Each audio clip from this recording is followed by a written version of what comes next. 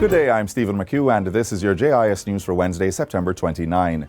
The government will be spending approximately $33 billion more this financial year.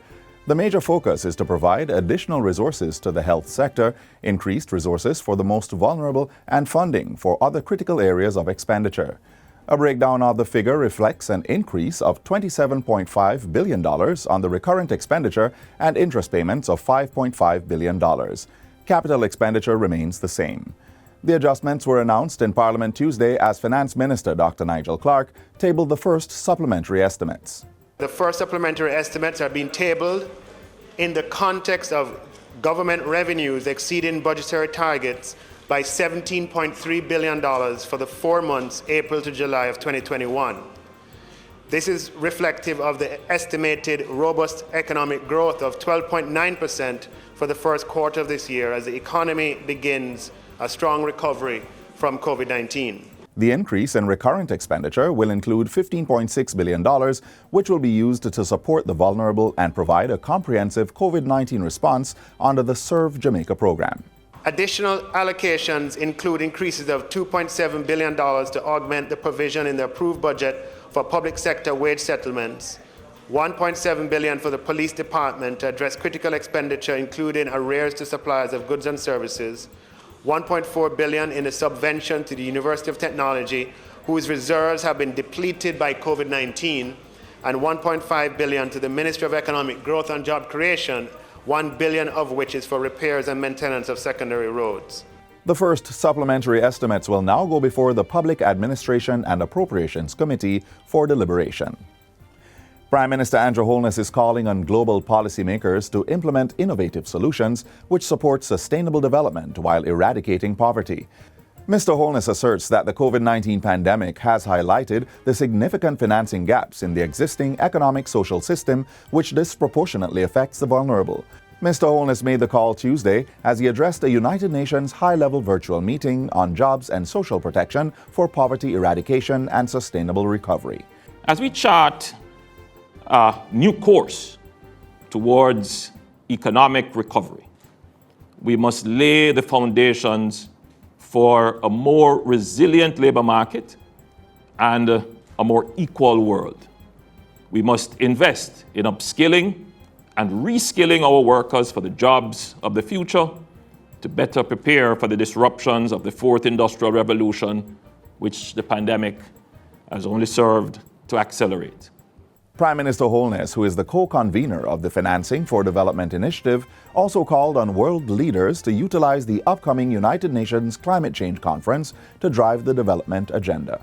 Investment in specific green sectors will have a substantial potential for creating sizable net gains in employment, while simultaneously protecting the environment. Such a strategy must be reinforced by robust social protection systems to support workers in their transition to jobs in these new sectors. The third and final phase of the Hurricane Sandy relocation project at Crooked River in Annotto Bay will get underway shortly. This as a $14.9 million contract has been signed for the construction of a storm water drainage system and the completion of a subdivision access road. The $67.4 million relocation project, funded by the Ministry of Housing, was launched in October 2012 following the passage of Hurricane Sandy, which resulted in 39 families losing their homes in Annotto Bay. Phase 1 and 2 of the project included the excavation of the roadway, installation of a sewerage treatment plant, and an electrical distribution system, as well as the construction of catchment basins and earth drains. To date, 30 relocated families have been servicing their respective payments, which upon completion will generate a total of $17,555,000, $284.76. The sales for the 9 remaining lots will be placed on the open market and are valued at an approximate cost of $1.5 million each, which will amount to a total cost of $13.5 million. Portfolio Minister Pernell Charles Jr. says the value of the 30 lots sold to the relocated families range from $500,000 to $1.2 million. In other news, the Ministry of Justice is reporting an 86% success rate in the restorative justice system for the first 8 months of the year. Through the restorative justice process, matters which can be resolved through mediation are moved from the courts to justice centers.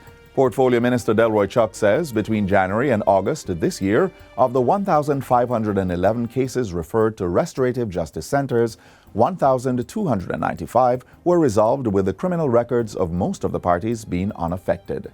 So the Ministry of Justice, recognizing that restorative justice is working, we want to broaden it to every nook and cranny in Jamaica. We presently have 18 restorative justice centers, and shortly we will be opening 3 additional ones. The 3 new centers are set to open in Pembroke Hall, Greenwich Farm, and Bunker Hill, Clarendon. Minister Chuck is also urging more Jamaicans to take up the offerings of the restorative justice centers. The Justice Minister was speaking Tuesday during his ministry's quarterly press briefing. Cabinet has approved the implementation of Phase 2 of the Education System Transformation Program. This phase will see the introduction of a science, technology, engineering, arts, and mathematics STEAM schools project. Education Minister Favour Williams says the project is expected to improve the delivery of STEAM disciplines. The ministry seeks to construct 6 such schools and 1 visual and performing arts secondary level public educational institution, and to integrate and implement a fully integrated information and communication technology system that would meet the ICT needs at all levels of the education system. Minister Williams says approval has also been granted for the school architectural design competition to be excluded from procurement procedures. This means upon completion of the competition, the Education Ministry may contract the winning architect directly. The school architectural design competition aims to acquire the most suitable design to construct the STEAM schools. And finally, government is working on a plan to support firefighters in getting home safely after working long hours. Local Government Minister Desmond McKenzie says discussions are underway with the Jamaica Fire Brigade on how the initiative may be implemented.